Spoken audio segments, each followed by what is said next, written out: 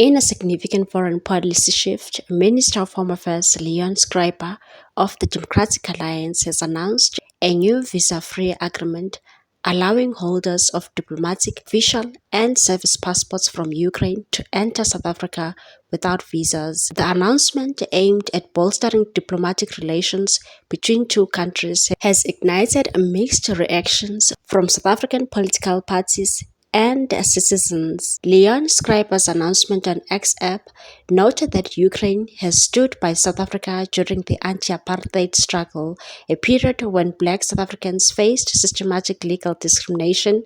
Schreiber emphasized that the visa-free agreement is intended to build trust, respect, and collaboration between South Africa and Ukraine. The DA has embraced the new agreement as a progressive move for South African diplomacy, asserting that it supports Ukraine's sovereignty and democratic values. In a statement, the DA underscored that the visa-free access strengthens South Africa's commitment to human rights and state sovereignty, aligning with its historical support of nations that opposed apartheid. The statement said, "We believe this agreement will strengthen our diplomatic arm to promote peace, stability, and respect for international law globally," adding that the move signals a commitment to democracy on the African continent. The EFF condemned the agreement as betrayal of South Africa's alliance with Russia. The Economic Freedom Fighters released a statement on the X app. The statement reads as follows. The Economic Freedom Fighters notes the announcement by the white privileged Democratic Alliance Minister of Home Affairs on social media, stating that he has signed an agreement granting visa-free access to South Africa for Ukrainian holders of diplomatic, official, and service passport, and vice versa. As the Economic Freedom Fighters, we must state it categorically that we vehemently reject this agreement, signed by the DA Minister of Home Affairs, who clearly is discombobulated about the South Africa's allies are.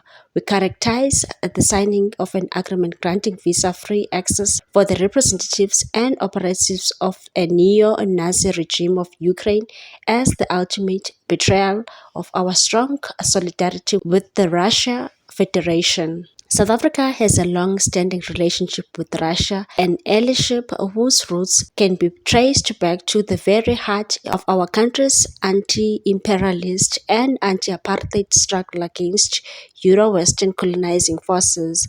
Furthermore, South Africa and Russia are founding members of BRICS, where both countries appreciate economic and infrastructural development in key strategic areas. Our membership in BRICS is also a progressive and important step against imperialism and its neoliberal agenda. The DA Leon Schreiber's signing of the agreement is nothing else but an attempt to undermine our relationship with Russia so as to please the Euro-Western imperialist and North Atlantic Treaty Organization's NATO deep-seated political agenda to expand into the eastern part of Russia, using neighboring countries such as Ukraine as proxy. In the context of the current Russia-Ukraine war, Russia is within its right to preemptively defend itself when its sovereignty is threatened by the encircling of its territory by foreign powers in the form of NATO, who have a history of invading and toppling sitting heads of state through military operations. Recent history is a reminder of NATO's hateful imperialist agenda.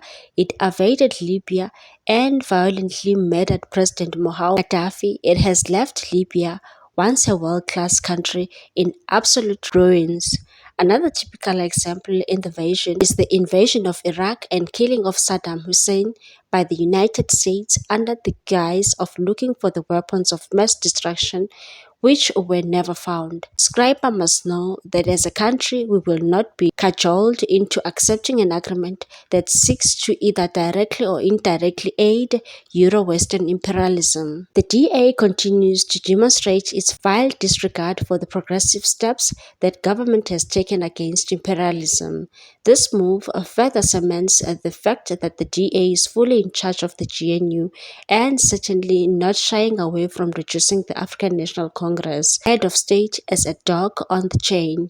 Worse, neither has Cyril Ramaphosa shield away from this treatment from the DA, as it was glaring at the signing of the Bella Bill.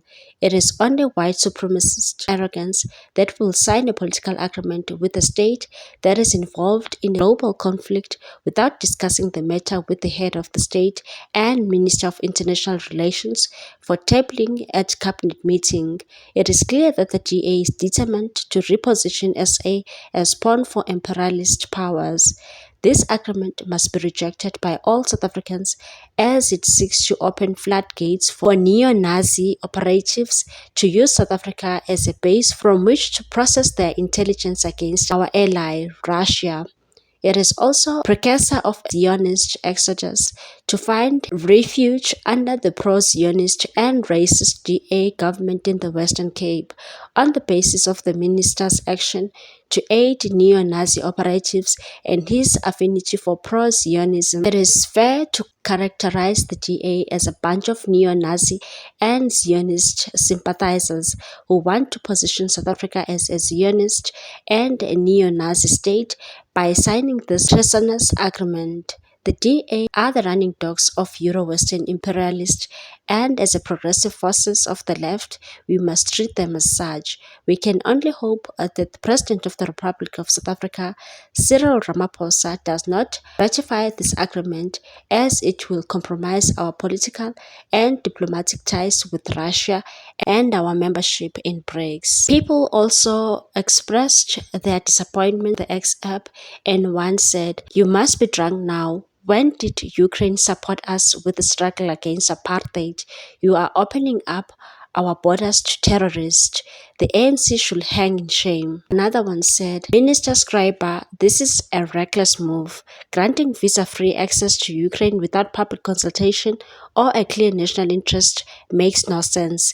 We need a responsible leadership, not a risky foreign policy shifts." The visa-free agreement has revealed deep divisions within South African politics, bringing questions of national alignment and historical alliances to the fore.